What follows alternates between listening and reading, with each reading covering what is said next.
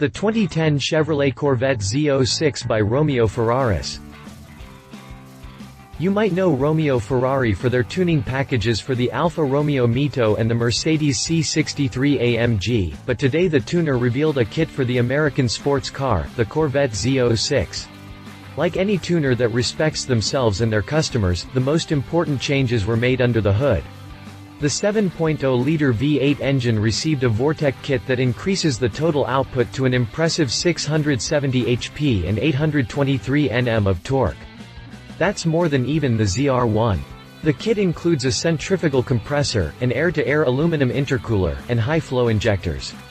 With these changes, the Corvette Z06 will sprint from 0 to 60 miles per hour in 3.3 seconds, and to 124 miles per hour in under 10 seconds.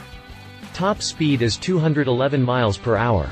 As for the exterior package, it includes numerous carbon fiber aerodynamics parts, as well as 19 inches rims at the front and 20 inches at the back. The interior also gets numerous carbon fiber inserts and Recaro sports seats. Bumping up the sultry sounds of the vehicle is a new sports exhaust system with larger performance disc brakes for increased stopping power.